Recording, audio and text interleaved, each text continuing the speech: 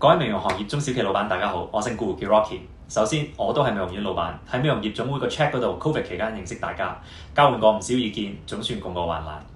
2013年，我離開做咗10幾年嘅資產管理行業，同拍檔 Angela 喺中環插旗，開健身室同美容院，辛苦咁創業，順境咗幾年，捱過社運，頂住疫情，健身室建業。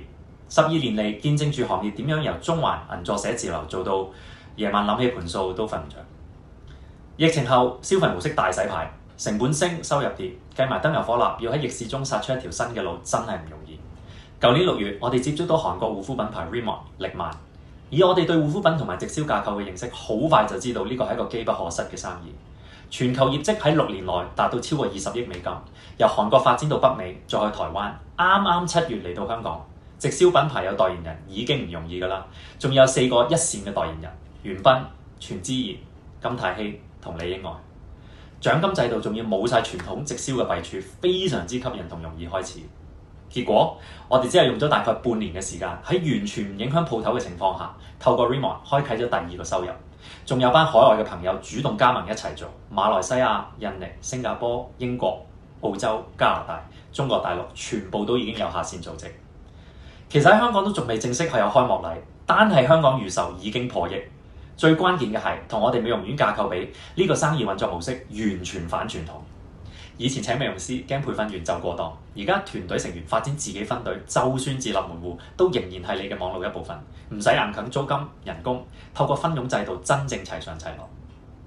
傳統美容院最憎嘅就係貨比三家或者格價，但 Rimmon 行會員制，鎖定消費鏈，價錢仲要統一。只要客人第一次揾你買，之後所有續購自動歸入你戶口，變相建立被動收入。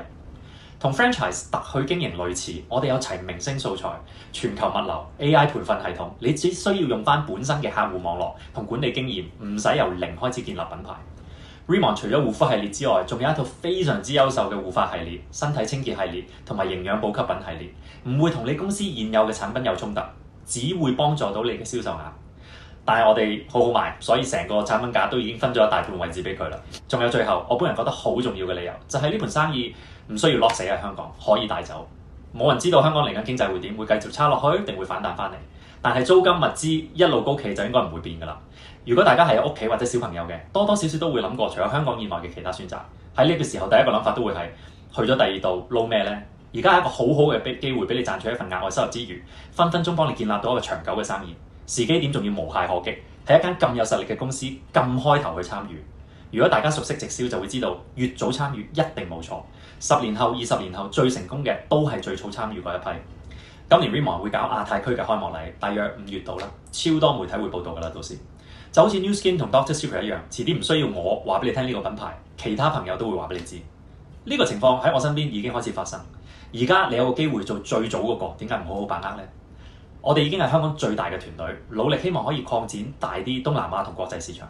有興趣嘅歡迎聯絡我哋，我哋會同你好好坐低解釋俾你聽點樣開始，由一個額外收入嘅諗法做起。